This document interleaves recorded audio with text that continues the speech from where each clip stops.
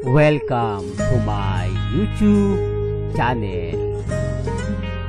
Kung bago ka lang sa channel na to at true-blooded Aldab Nation ka, tama po ang channel na pinuntahan mo. Kaya considering na po kitang bagong subscriber. At huwag mong kalimutan pindutin yung bell para lagi po kang updated sa bagong video na ilalabas ko. Salamat po sa iyong pag-click sa channel na to. Welcome back mga kaaldab. Ito na naman po ang inyong lingkod, si Mr. Destiny. At syempre panibagong update na naman po tayo. Panibagong mga kaganapan po kina Alden Richards at kay Maine Polkerso. Sabi ko nga po sa inyo, basta't nandito po kayo sa channel ni Mr. Destiny, 101% updated po kayo sa mga nangyayari po sa loob at labas ng social media. Yun naman yung isa sa lagi kong sinasabi na hindi po ako nagpapahuli. Never pong nagpapa-distract si Mr. Destiny na kapag nag-update tayo, maraming bumabasag, marami nagre-react. Okay lang naman po yun. Di po ba? Kasi alam naman po natin ang istorya. Alam naman natin yung mga nangyayari. Pansin nyo kapag may mga ganitong kumbaga galaw si Alden Richards o ganap kay Alden Richards, nawawala si Mengay. Yung tipong iniisip ng iba, hindi, nasa bahay lang. Di po ba? Tapos may makikita tayong mga post. Pero bakit walang post si Mengay sa kanyang Instagram? Bakit hindi siya nagpaparamdam? Bakit hindi niya pa sinasagot yung mga issue ngayon na kumakalat sa nangyayari nga po sa relasyon nila ni Congressman Arjo? At bakit lagi na lang nalilinks si Mengay kay Alden kapag may mga ganap si Alden Richards at nawawala nga po si Mama Ten? Pansin nyo? Tapos sasabihin po nila mga kaaldab na ginagamit lang daw po ni Alden si Maine. Ginagamit lang po si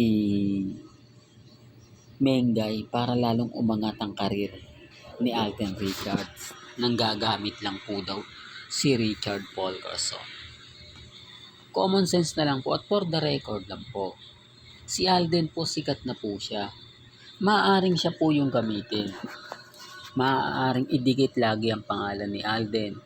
Pero never po siyang kumbaga nang gagamit. Never pong ginamit ni Alden ang isang bagay o ang isang tao para pansariling interes. Yan po kasi yung pinambabasag nila. Naku, syempre ididikit niya si Mengay kung maaari nandun para lalong tangkilikin. Para lalong umasa daw po ang Aldab Nation. Para lalo daw pong pagpiestahan ang Aldab Nation. Sabi ko nga po sa inyo, basta ako mga Aldab, relax lang ako. Kampante lang ako. Okay lang po yan. Kasi ako naman po, hindi naman po tayo nagpapa-apekto. Hindi naman po tayo basta-basta nagpapatalo. Sabi ko nga, kung ano lang naman po yung latest, kung ano lang naman po yung trending, kung ano lang naman po yung pinag-uusapan, okay lang. Di po ba? Basta kung saan kayo masaya, kung ano pa sa palagay ninyo ang ikasesya ninyo, okay lang po yun. Di po ba? Real talk mga kaaldab. Kaya sabi ko nga sa inyo, wag nyo lang pong pansinin, hayaan nyo na lang. Ganyan po sila kabiter. At yung issue po kay Congressman at kay Mengay, malapit na po yung matapos. Antay lang po kayo. Marami na po kong nababasa na mga komento po malalapit sa pamilya Mendoza at pamilya Atayde. Di po ba na talagang masasabi mo na medyo hindi maganda. Pero syempre hindi naman po pwede nating ilabas yung mga bagay-bagay na ganyan dahil sinasabi lang naman po sa atin yan. At doon po sa mga nagsasabing nandito si Mengay kasama, okay lang po yun, hayaan nyo lang po sila. Kasi yung mga post po kasi ni Maine, wala po siyang post sa Instagram, wala po siyang post sa social media, di po ba? Solo nyo lang po talaga o hindi po talaga siya nagpaparamdam. At yung kwento ng buhay ni Alden Richards ngayon po na may hinahula-hula, focus lang daw si Alden sa karir niya. Focus lang daw po siya ngayon kung ano yung magaganap at mangyayari sa mga bagong project niya. O, patunay lang po yan na hindi pa po kasama yung love life. Dahil meron na po, paano iintindihin na Alden ang pagkakaroon ng asawa at anak kung meron naman po talaga? Yan ang ayaw po nilang paniwalaan. Yan ang isa sa mga sinasabi nila na wala daw pong katotohanan. Tignan na lang natin mga kaaldab kung sino nga po ba nagsasabi ng totoo at nagsasabi ng fake news.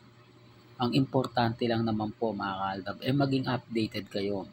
Ano man po yung mga nangyayari po kay Maine at kay Alden, depende na lang po sa inyo. Sa akin, wala pong update si Alden na magpapasakit po para po sa fandom.